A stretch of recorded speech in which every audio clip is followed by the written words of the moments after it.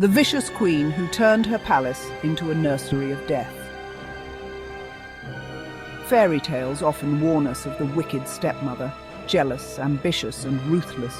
These tales are filled with characters who stop at nothing to achieve their desires, often at the expense of others. But what if I told you that such a villain wasn't just a figment of imagination or a myth spun to scare children? What if this character was real, living and breathing in the annals of history? History gave us Fredegund, a 6th century Frankish queen whose real-life deeds outshone any fable. Her story is not just a tale of power, but a saga of survival and ambition in a world where the stakes were life and death. She rose from obscurity to rule Merovingian Gaul, a kingdom torn by civil war and betrayal. But she didn't inherit her crown. She seized it, wielding murder and manipulation to secure her power and her son's future. Her methods were as brutal as they were effective, leaving a mark on history that cannot be erased. Her name became synonymous with terror, her legacy a trail of bodies. To understand her, we must enter a world where royal courts were vipers' nests, and survival meant outwitting or eliminating your rivals. It was a time when alliances were as fragile as glass, and trust was a rare commodity. Fredegund's story begins in the shadowy corridors of King Chilperic's court, where she served as a lowly maid. In a world where birth determined destiny, she seemed destined to remain invisible, tending to the needs of nobles and royalty, her presence barely acknowledged.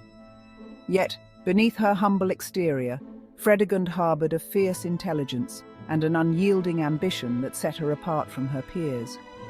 Her ambition was boundless, driving her to observe, learn, and manipulate the intricate web of palace politics. She watched the powerful with keen eyes, always searching for an opportunity to rise above her station. Fredegund's first bold move came when she orchestrated the downfall of Queen Ordovera. Seizing upon a minor baptismal technicality, she cunningly convinced the king that Ordovera had violated sacred custom, leading to the queen's banishment to a convent. This act not only removed a rival, but also demonstrated Fredegund's willingness to use both religious law and court intrigue to her advantage. For a moment, it seemed her ascent would be halted when King Chilperic married the noble Galswintha, a princess of great beauty and influence. Fredegund's hopes appeared dashed, her path to power blocked by this new queen.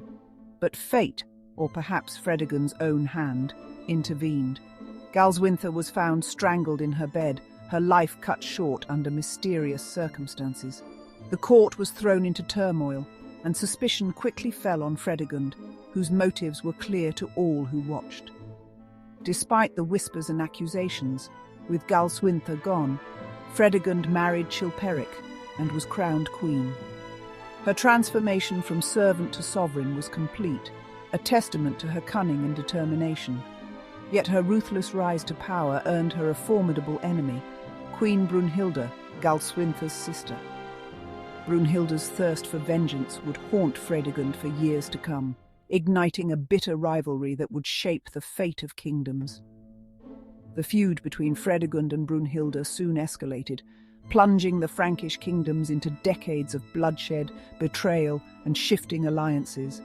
Their personal vendetta became a generational war, drawing in kings, nobles, and entire armies. Fredegund had climbed from the lowest ranks of the palace to the very pinnacle of power. But as she donned the crown, she found herself surrounded by enemies and dangers greater than any she had faced before. Her greatest battles, both on the battlefield and within the palace walls, were only just beginning. The stage was set for a generational war, a conflict that would not only decide the fate of Fredegund and Brunhilda, but also shape the destiny of the Frankish realms for years to come.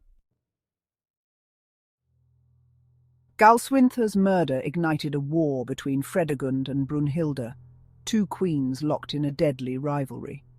Brunhilda's husband, King Sigebert, nearly conquered Neustria, until Fredegund struck back with her signature weapon assassination. She sent killers who murdered Sigebert with poisoned daggers, shattering his army and saving her throne. This single act reversed the war's course and plunged Austrasia into chaos. Brunhilde was captured. Her son smuggled to safety, but the feud only grew deadlier. Fredegund had shown she would fight in the shadows, not on the battlefield. Her enemies learned. In her world, power belonged to those willing to kill for it. With her crown finally secure atop her head, Fredegund wasted no time in turning her attention to the threats lurking within her own household. Her greatest rivals were not foreign enemies, but her own stepsons, the legitimate heirs from King Chilperic's first marriage. These young princes stood between Fredegund and her dream of absolute power, and she was determined to remove every obstacle in her path, no matter the cost. Merevech, the eldest and most prominent of the stepsons, defied Fredegund's authority by marrying Brunhilde, a powerful and ambitious woman in her own right. Their union was not just a romantic rebellion, it was a direct challenge to Fredegund's influence, threatening to unite rival factions against her. Hunted relentlessly by Fredegund's agents, Merevech found himself with no allies and nowhere left to hide. Rather than face the humiliation and torture that awaited him, he chose to end his own life, preferring death over capture by his merciless stepmother. Clovis, another of Chilperic's sons, soon became the next target. After the mysterious deaths of Fredegund's own children, suspicion and paranoia swept through the court. Fredegund accused Clovis of witchcraft, blaming him for her tragedies, and using the accusation as a weapon to eliminate him. Under brutal torture, Clovis was forced to confess to crimes he never committed. His fate was sealed by these coerced confessions. He was murdered in cold blood, and his body was dumped into the river under the cover of darkness, erasing another rival from Fredegund's path. Audovera, the former queen and mother to these doomed princes, was not spared. Sent to a convent under the guise of religious duty, she was killed within its walls, her life snuffed out far from the royal court.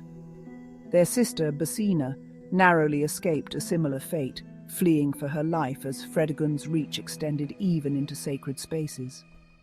Through a ruthless combination of slander, manipulation, and outright murder, Fredegund systematically cleared the path for her own son, Clothar.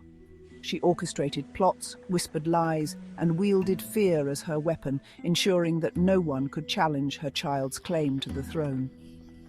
By the time Clothar was born, the royal nursery was eerily quiet.